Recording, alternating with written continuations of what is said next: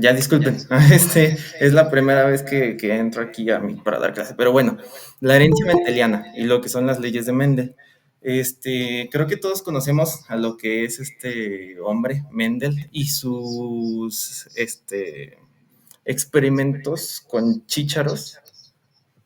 Eh, por ello, nos habla un poco de lo que es la herencia, de lo que es todas las características de lo que nosotros obtenemos de los padres y de toda lo que nuestra descendencia obtendrá de nosotros, ¿no?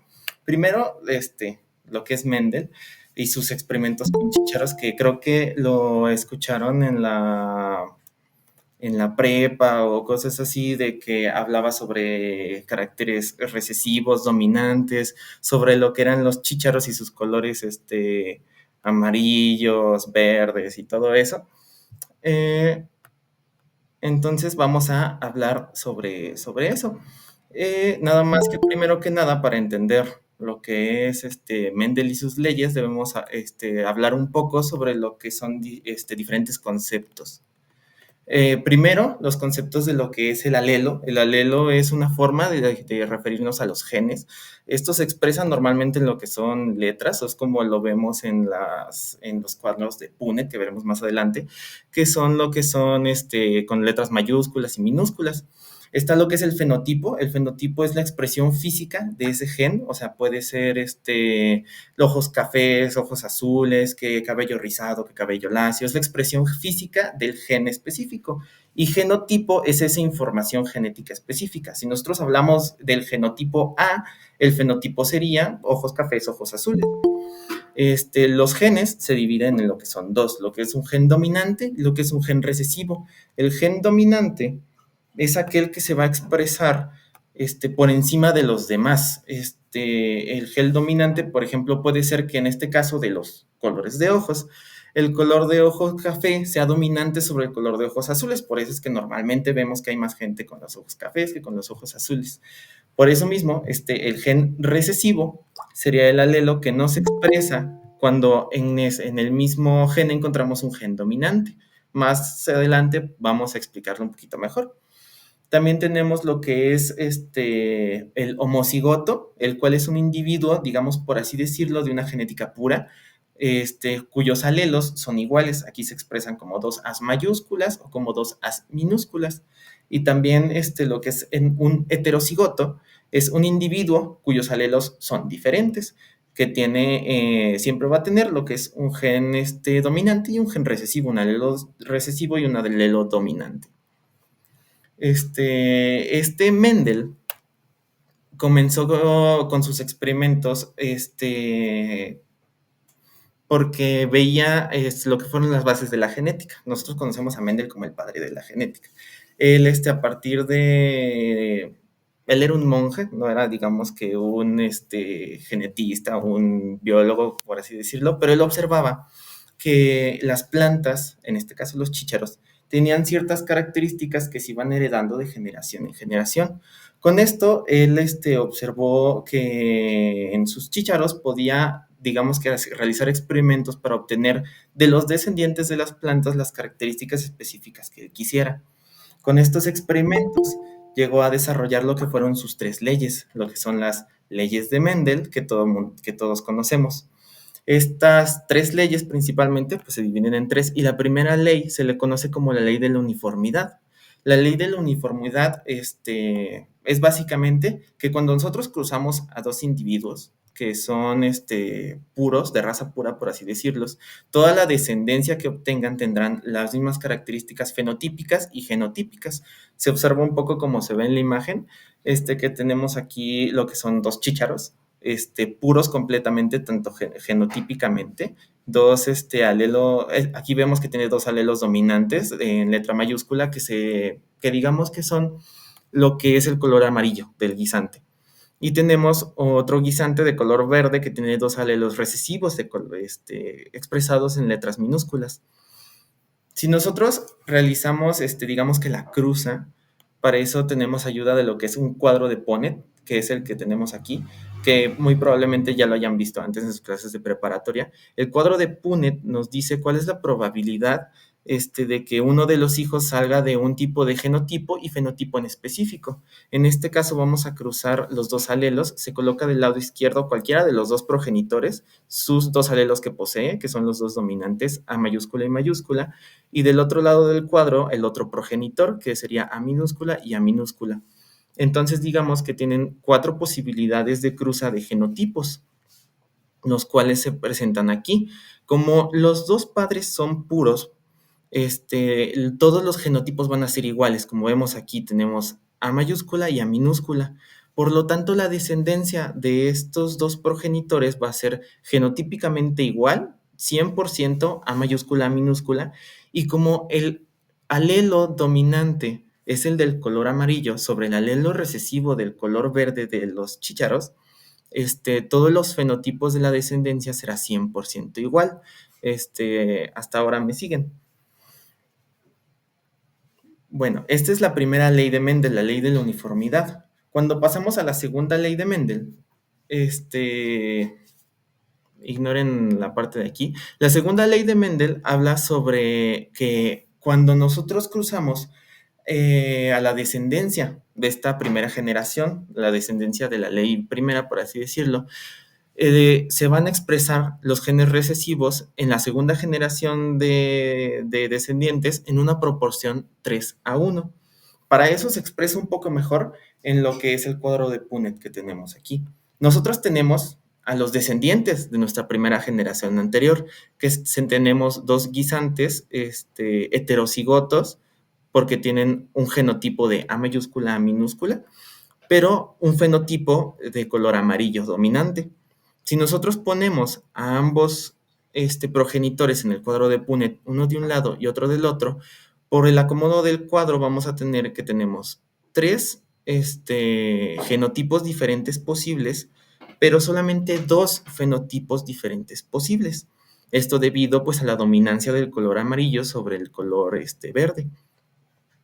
Aquí tenemos que cuando tenemos la cruza de los alelos dominantes AA, tenemos este genotipo, el cual va a ser el 25% o uno de 4 de posibilidades de la siguiente generación. Posterior a ello, tenemos la cruza del alelo dominante de un progenitor con el alelo recesivo del otro y nos va a dar el mismo genotipo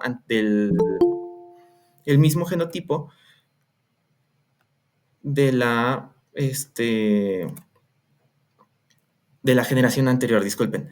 Y finalmente, como tenemos en ambos progenitores lo que es un gen recesivo, cuando estos dos se cruzan en esta parte del cuadro, tenemos la expresión del gen recesivo, del color recesivo. Como no tenemos ningún alelo dominante en este genotipo, por lo tanto vamos a tener una expresión genotípica de 25% de este par de alelos, del 50% del mismo par de alelos que los progenitores y un 25% de los alelos recesivos.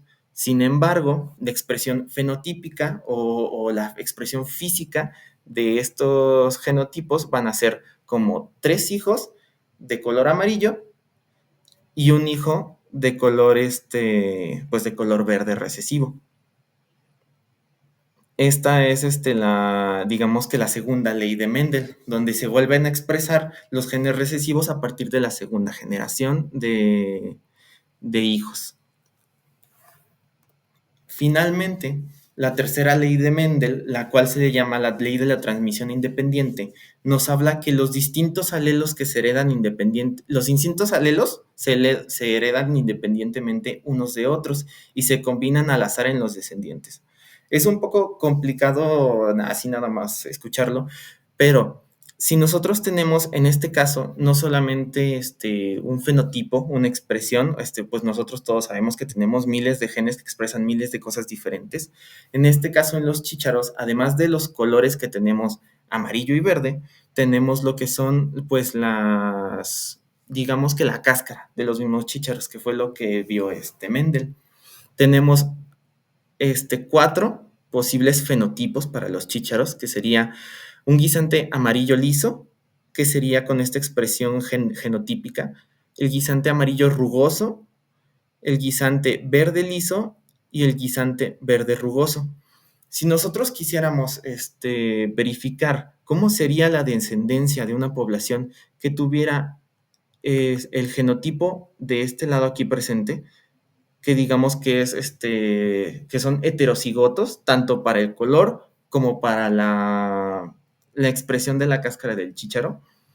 Nosotros lo hacemos en un cuadro de Punnett un poco más grande. Tenemos de los dos progenitores el mismo genotipo, que sería la A mayúscula del color amarillo con la L mayúscula del fenotipo liso, que es el dominante en este caso, que lo pondríamos de este lado. Después el color amarillo con el genotipo de L minúscula, que sería el rugoso, que está aquí.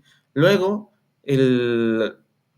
la A minúscula con la L mayúscula, que lo ponemos aquí, y la A minúscula con la L minúscula, que está aquí en este lado. De ambos, como ambos progenitores tienen el mismo genotipo, ponemos a todos, este mismo acomodo del otro lado. Y ahora sí cruzamos, para ver cuáles son las opciones o las posibilidades de los hijos de estos dos progenitores. En este caso, vamos a tener lo que son cuatro genotipos, genotipos diferentes y cuatro fenotipos diferentes. En este caso, pasamos todas las A mayúsculas, las A minúsculas, en conforme van las Ls mayúsculas y también mayúsculas, y vamos a observar que en este cuadro de Punnett tenemos lo que son 9 de 16 posibles progenitores de color amarillo, que serían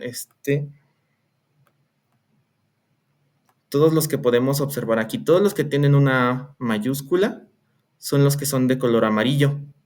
Y de todos estos, solamente hay 3 que serían rugosos, donde nos fijamos que tienen los dos alelos recesivos.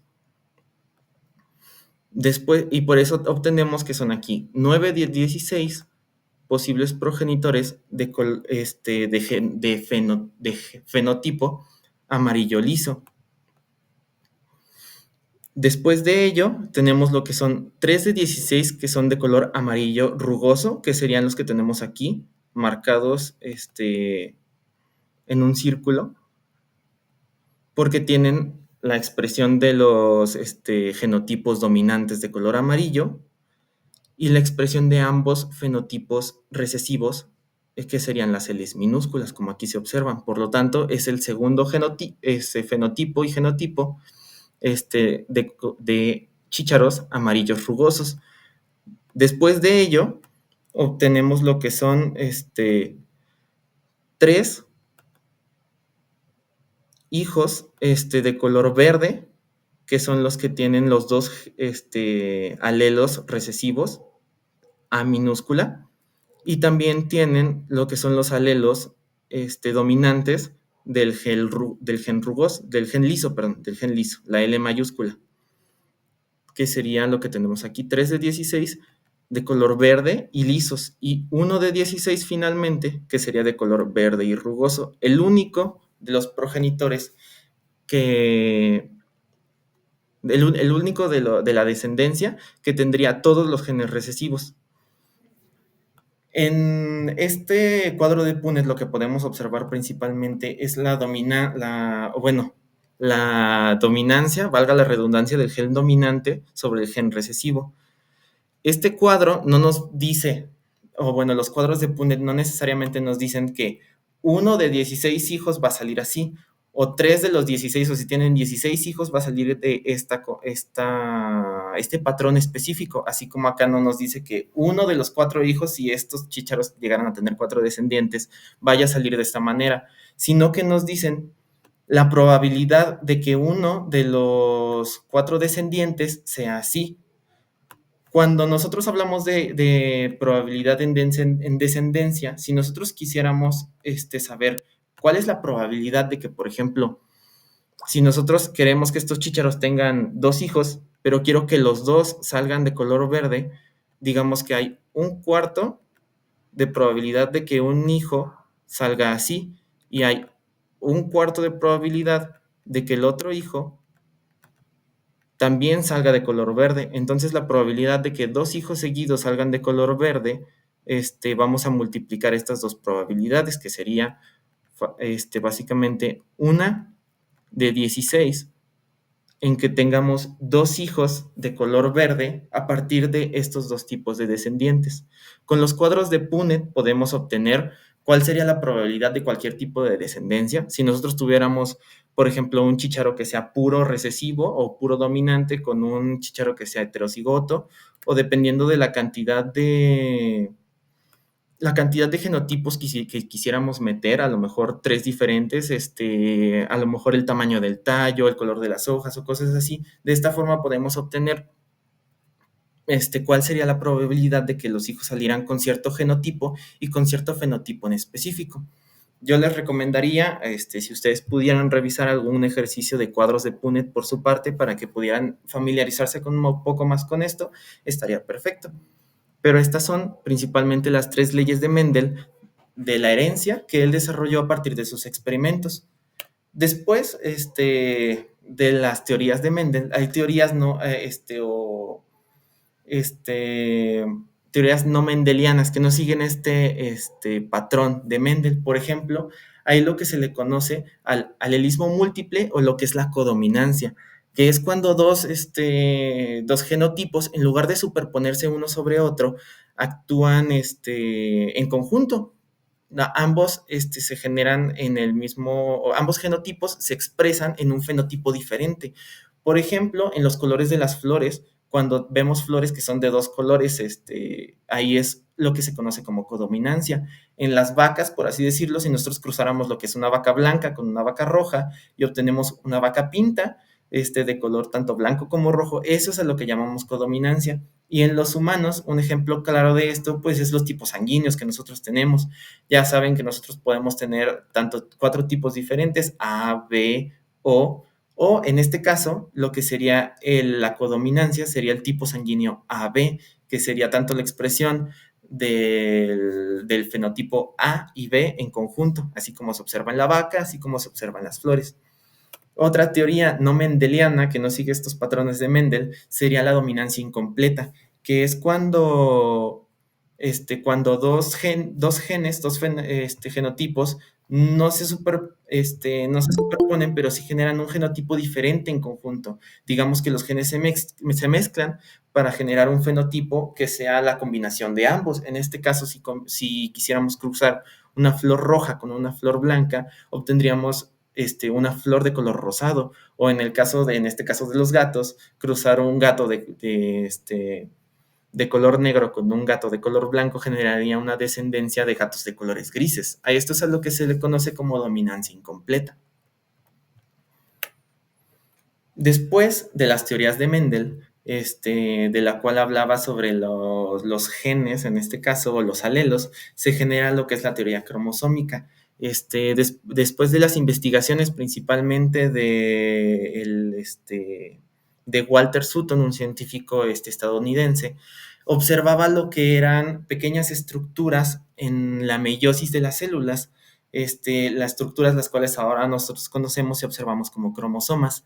La teoría cromosómica establece que los genes son unidades funcionales de transmisión de la información que se localizan en los cromosomas, y un alelo en cada par de genes está, y un alelo de cada par de genes está en cada miembro del par cromosómico. Esta teoría y las investigaciones de este científico comenzaron a ejemplificar un poco más todo lo que Mendel descubrió, pero fue relevante porque ya era en un fenómeno observable al microscopio. Ya podíamos no solamente hablar teóricamente de los genes, sino que observarlos en la parte de la meiosis. Y esto tenía sentido porque teníamos en cuenta que los genes en parejas cromosomas, que son los cromosomas hológamos que obtenemos tanto del padre como de la madre, en estos se encuentran los alelos, y cada alelo, pues ya dijimos que es de una expresión genética diferente. Esta teoría tenía sentido porque los genes se emparejaban como los cromosomas homólogos, los alelos se distribuían equitativamente en la meiosis, así como los cromosomas homólogos, y finalmente los genes actuaban de manera independiente en el momento de transmitirse a su descendencia, lo que hablábamos en estas tres leyes de Mendel previamente descritas. Esta herencia cromosómica, ya podíamos observarla de parte de los padres, pero también tenemos lo que es la herencia ligada al sexo. Todos sabemos, que dentro de los pares de cromosomas, nosotros como seres humanos tenemos, pues, 23 pares de cromosomas, de los cuales uno de ellos es el cromosoma, cromosomas sexuales, los cuales son los que de manera biológica, desde el punto de vista biológico, diferencian a cada ser humano en el sexo. Estos cromosomas se conocen, pues ya sabemos, como X y Y para, para el hombre y en cromosoma XX para la mujer. Estos cromosomas se definen al momento de la fecundación. La herencia ligada al sexo está relacionada a diferentes enfermedades. Por ejemplo, nosotros podemos obtener de estos pares de cromosomas sexuales lo que podría ser la enfermedad de la hemofilia o la enfermedad del daltonismo. Estos enfermedades son defectos genéticos encontrados en estos pares de cromosomas. De hecho, lo que es la hemofilia se encuentra más principalmente en lo que son los hombres. Los hombres son los que tienen o padecen esta enfermedad y las mujeres son las que portan la enfermedad, debido a que estas enfermedades son, se encuentran en los cromosomas X. Hay hay algo muy curioso, que es que el cromosoma X es muchísimo más grande que el cromosoma Y. Guarda muchísima más información y hay este chiste entre genetistas que el cromosoma Y es muy pequeño en comparación, o sea que lo que nos define a nosotros como hombres en realidad es un pequeño estrago de basura genética y lo que funciona en realidad más pues, es el cromosoma X de las mujeres. Por eso ellas no presentan o no padecen lo que son las enfermedades, pero pues nosotros, lamentablemente sí, ¿verdad? Estas enfermedades, por ejemplo, la hemofilia, está ligada al cromosoma X. Cuando una mujer es portadora y la transmite a su descendencia, en este caso, por ejemplo, en la hija posee el cromosoma X del padre que no está infectado. Por lo tanto, puede sustituir este material genético faltante o dañino o mutado para no presentar la enfermedad. Sin embargo, el cromosoma X del varón, el cual obtiene exclusivamente de la madre, pues ya viene con dicha mutación genética, dicha enfermedad, por lo tanto el hijo es el que afecta, no tenemos otro cromosoma X nosotros que podamos utilizar para sustituir ese par dañado. Por eso mismo, quien define el sexo del hijo en los humanos es el varón, porque cuando tú cruzas el cromosoma XX de la mujer y el cromosoma XY del hombre, como se observa en este pequeño cuadro de Punnett, hay un 50% de probabilidad de que de que tengamos un descendiente mujer y hay un 50% de probabilidad de que tengamos un descendiente hombre. Y en este caso, el que decide, por así decirlo, qué tipo que si va a ser niño o niña, va a ser el varón, porque él es el que tiene los dos cromosomas diferentes. Posterior a ello, tenemos lo que son las mutaciones. Las mutaciones son cambios estables en las cadenas de ADN, los cuales son capaces de ser heredados. Ya sabemos que las mutaciones genéticas son las que pueden llegar a generar diferentes enfermedades dentro del humano, animales, plantas, diferentes cosas. Pero estas mutaciones son clasificables. Hay tres tipos de clasificaciones de las mutaciones. La primera clasificación son las mutaciones genéticas o moleculares. Digamos que estas son las más leves, por así decirlo, porque solamente son pequeños cambios moleculares en el ADN en sus pares de bases, en lo que es la guanina, la citosina, adenina, la timina.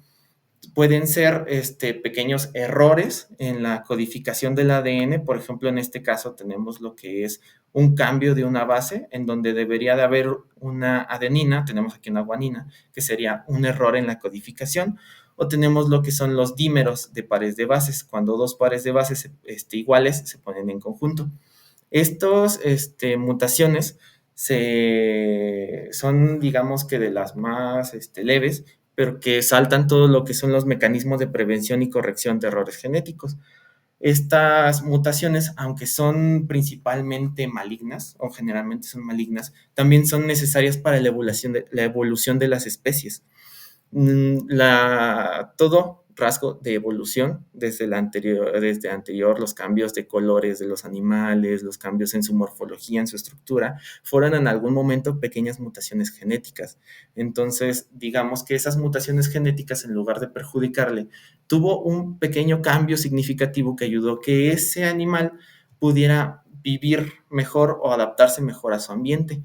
Entonces, estos pequeños mutaciones, aunque también llegan a ser dañinas, también son necesarias para la evolución de las especies. La segunda clasificación de las mutaciones son las mutaciones cromosómicas. Estas mutaciones son cambios en las estructuras de los cromosomas, pero de manera interna, por así decirlo. Es un aumento en el tamaño, una disminución en el tamaño, un intercambio o traslocación en los cromosomas, como podemos ver aquí en las imágenes, una inversión, una disminución de que desapareció un cromosoma, una duplicación donde los cromosomas aumentan de tamaño, o donde los cromosomas cambian completamente, se traslocan, y se ve aquí como una parte de uno va al otro en el momento de la meiosis. Estos cambios en la estructura interna de los cromosomas generan diferentes tipos de enfermedades, como puede ser el síndrome de Prader-Willi o el síndrome del X frágil, como se conoce, que son mutaciones genéticas que afectan en lo que son el desarrollo mental de las personas. Esta es, digamos que es la siguiente tipo de mutación en gravedad que podemos ver en los humanos. Y finalmente, la tercer tipo o la tercera clasificación de las mutaciones serían las mutaciones genómicas. Las mutaciones genómicas son afecciones o cambios, pero en el número de juegos de cromosomas. Es decir, que hay un aumento en el número de cromosomas, una disminución en el número de cromosomas. Se conocen también como, por ejemplo, poliploidía, cuando aumenta el número de juegos, haploidía o monoploidía, cuando tenemos no tenemos un par, sino tenemos un solo cromosoma o una falta total de los cromosomas, o bien tenemos un aumento en los cromosomas que se conocería como también trisomía. Algunas enfermedades que se generan por este tipo de mutaciones, creo que es la que mayormente todos conocemos, que sería el síndrome de Down, que es una trisomía en el cromosoma 21. Algunas otras enfermedades también sería el síndrome de Patau, que también es una trisomía en el par de cromosomas 13, y también el síndrome de Turner, que es la ausencia de un par de del gen X en el último par de cromosomas. Esa se conocería como una haploidía. Y por lo pronto, esa sería toda la parte de lo que sería la herencia mendeliana. No sé si ustedes tengan alguna duda sobre lo que hablamos en esta clase, si tienen alguna cosa que no les quedó clara, si tienen alguna cosa que quisieran revisar mejor, lo podemos checar de una vez.